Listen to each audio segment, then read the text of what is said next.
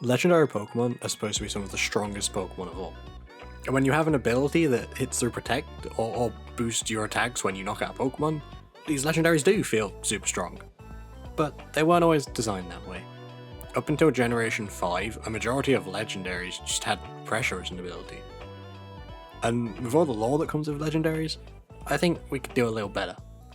Seeing as I've already covered Giratina in a previous video, let's start off by finishing the trio. Because Palkia and Dialga often came up in the comments, like giving free gravity in Trick Room, or gaining priority and not having recharge turns. However, I did already have some ideas to replace these two abilities.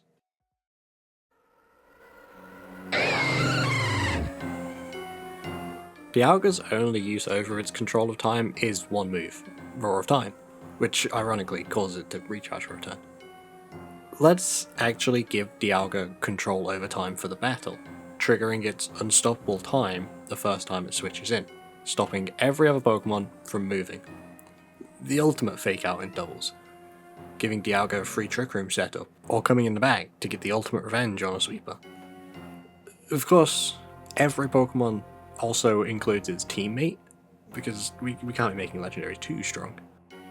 It would follow the same rules as abilities like Intrepid Sword and Super Sweet Syrup, though, because we saw what happened before they nerfed Intrepid Sword.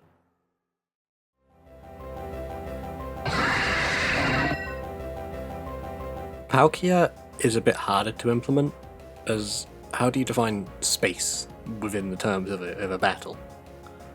I went with the idea of position, using overflowing space to hit multiple targets with its first attack in the battle. In a similar vein to moves like Dragon Darts, where it hits both targets in doubles, but hits twice in singles or if one of them protects.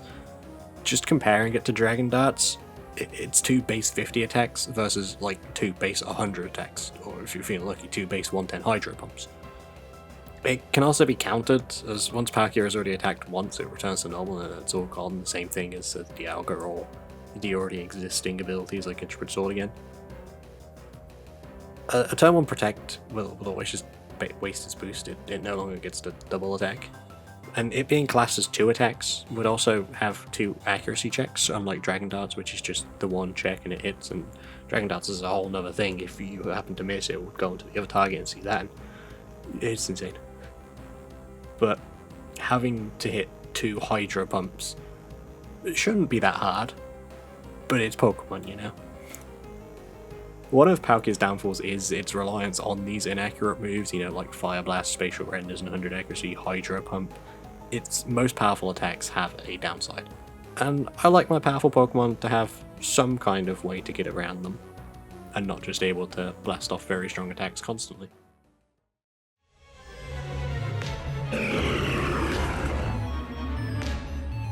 We've got another trio coming up, but we'll do all of them at once this time. The original 3 Regis all share one ability, Clear Body. I don't know why, it's not very clear rock, but alright. But when they introduced 2 new Regis, they also introduced new abilities to match them, with Transistor and Dragon's Maw. Why not give the original 3 Regis their own version of this ability, giving them Mineral Deposit, Absolute Zero, and Metallurgic, boosting their Rock, Steel, and Ice type attacks by 50% respectively. That would also end up making Regieleki the only one to get nerfed because Transistor was nerfed but Dragon's Maw was not. But if Regidrago doesn't need to be nerfed, I doubt Regirock, Steel, and Ice also need to. Regice will probably make the most use of this because boosted Blizzards will hit very, very hard, and Regirock and Registeel much prefer using their defense stat offensively with Body Press, which is a fighting type attack. Plus, matching abilities is nice, and let's be honest, there's not actually a lot to go off of with the Regis themselves. They're just kind of some golems sat in a cave somewhere that Regigigas made one time. They don't really do much else.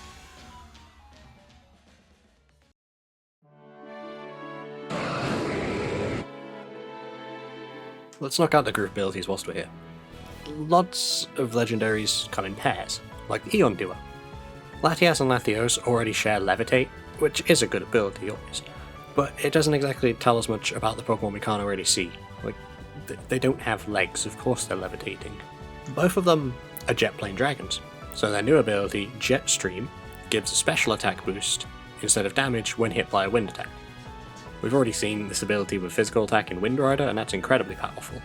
The immunity to moves like Blizzard and Icy Wind is arguably more desirable for the Lati duo as opposed to an Earthquake immunity. Stacking this on top of Soul Dew might even return Latios to the glory it used to hold back in Gen 4 and 5. Jetstream is also an ability that could be shared to other Pokemon, like Garchomp and Pidgeot, but that's not what this video is about. They are exclusive abilities to two Pokemon. Also, when editing this, I noticed a comment which explicitly mentions a move called Jetstream, learnt by these Pokemon, so I guess you read my mind on this one. Good job.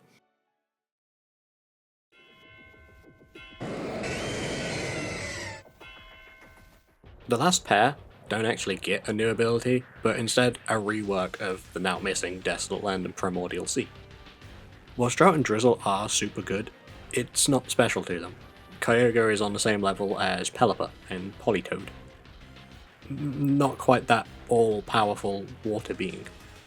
So now, they act more like Hadron Engine and Orichalcum Pulse, combining the weather with an attack boost. Kyogre summons in rain and gets a special attack boost, and Kyogre summons a sun and gets an attack boost in it. It's almost perfectly echoing the Paldean legendaries, with Groudon getting a boost, but not getting the combined stab and sun boost to its moves. Where Kyogre would be incredibly scary, much like Miraidon is, but also because Kyogre is still the oldest actual viable legendary because of how powerful Water Spout in the rain is. So arguably Kyogre doesn't actually need this, but we can't just change one of the duo. At least the weather can still be countered because it is still just rain, unlike back in 2016 where you basically needed a Primal or Mega Rayquaza on your team because that was the only way you can replace the weather from the other Primal. Any good Pokemon always needs some kind of counter rate.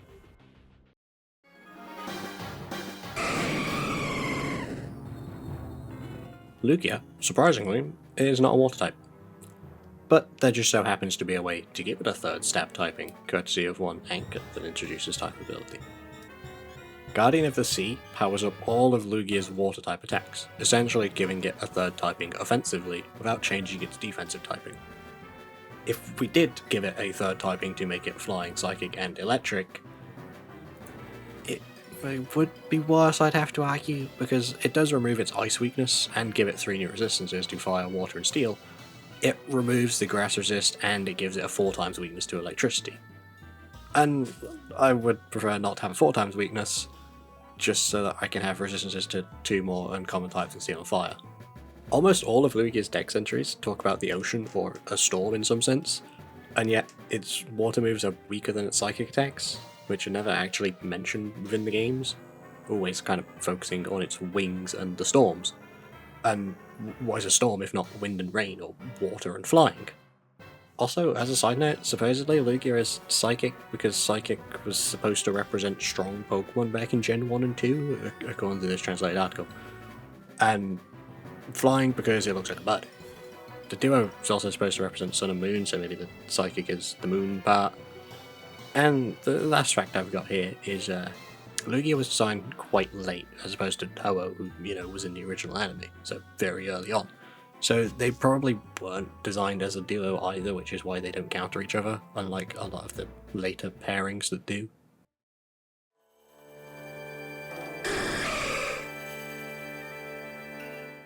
Of course, we're not leaving the other bird out. Now, we're past the section of essentially stolen abilities.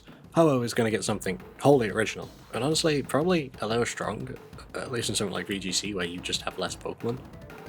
Ho-Oh is known for resurrecting the 3 legendary beasts, and now it can resurrect itself once per battle, after the whole team has fainted.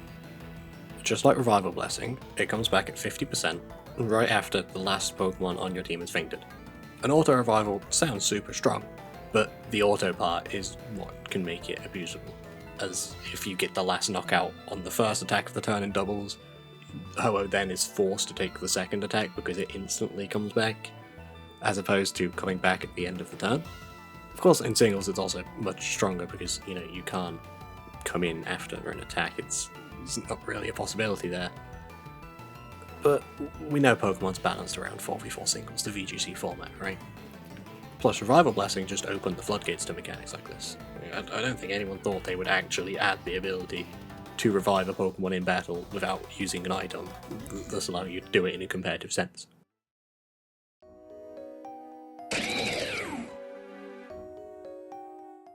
For the last section, we're going to cover Mythicals, so that comment you're writing down there after seeing Genesect and about how he isn't a legendary?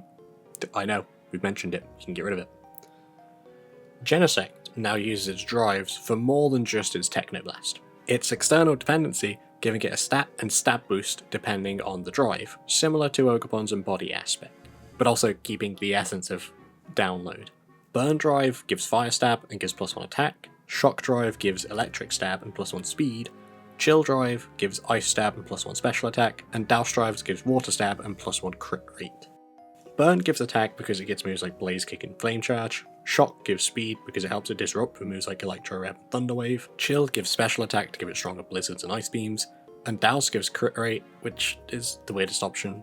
The only stats left after that are defenses, evasiveness, accuracy, and crit rate. Both defenses is literally just double the boost of all the other drives, and accuracy and evasiveness are a little too much RNG, so we're going with crit rate. It also doesn't learn any water type attacks, so probably don't use Douse Drive unless you really want the water type Technoblast, I guess.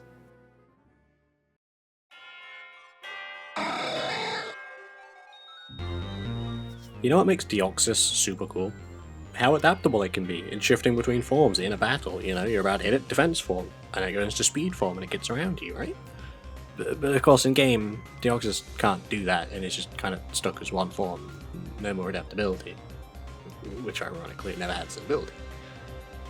Deoxys' form shift allows it to change mid-battle, changing forms dependent on the attack it's about to use.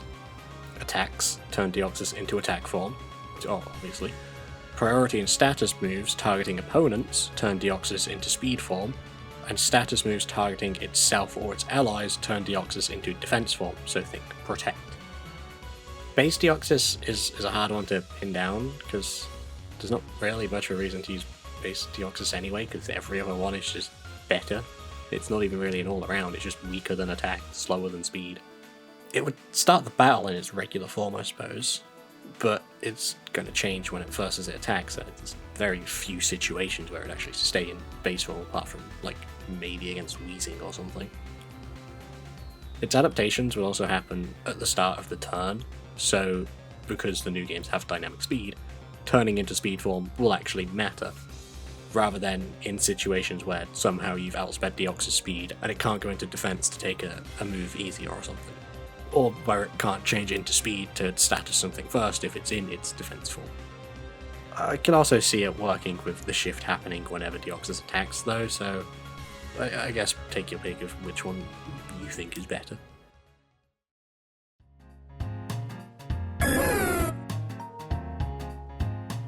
Celebi, just like Dialga earlier, has time powers, and the easiest way to represent time in a battle is through turns. However, it's not nearly as strong as Dialga, utilising its time warp to take all damage at the end of the turn instead. This is basically an upgraded version of Slowbro's new ability, Slow Reaction, from the last video, which if you haven't seen, you should go check it out after watching the end of this one. It makes it very hard to shut down Celebi, unless it's trying to boost itself, as it always gets to use its move before fainting, especially strong with something like a Healing Wish or status move, whilst also allowing it to take out faster threats with a trade. It's also not like its speed no longer matters, because of course you can still always just avoid damage by simply taking out the opponent before they can hit you, right, as you normally would. Manipulation of how this damage occurs really allows for new dynamics, and it's why Gigantical is so good, right? Because the way that Gigantical deals damage is almost completely different to everything else. And even though Celebi has weaker control over time than Dialga, I think the ability might actually be more powerful than Dialga's, honestly. Especially with all the support Celebi can offer. You can get a free Healing Wish, you can get free Heal Bells, you can get a confirmed Baton Pass, although I also feel like if you Baton Pass, the damage should get passed to the next Pokemon.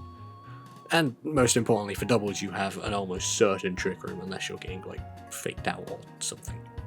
In which case, just run Covert Cloak.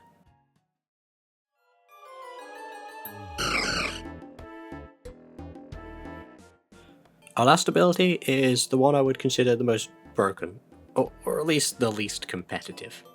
And who better to put it on than the menace that is Jirachi, already known for ruining days with the RNG of Serene Grace power flinching.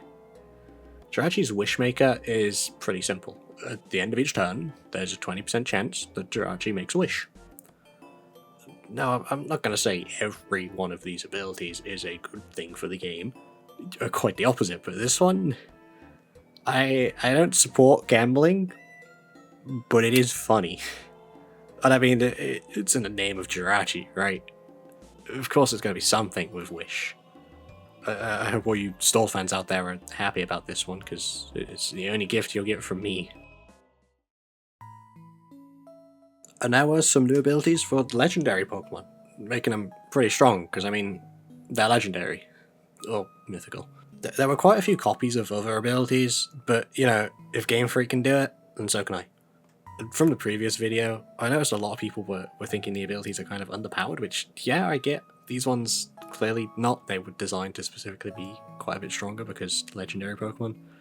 But I remember, I'm not taking away anyone's ability. If you want your precious Jirachi to Serene Grace Power Flinch people, go ahead. It's not like I would simply replace it with Wishmaker. It's just an extra little bonus ability that shows off more about the Pokemon's character, rather than trying to make something that makes them super strong and cool, right?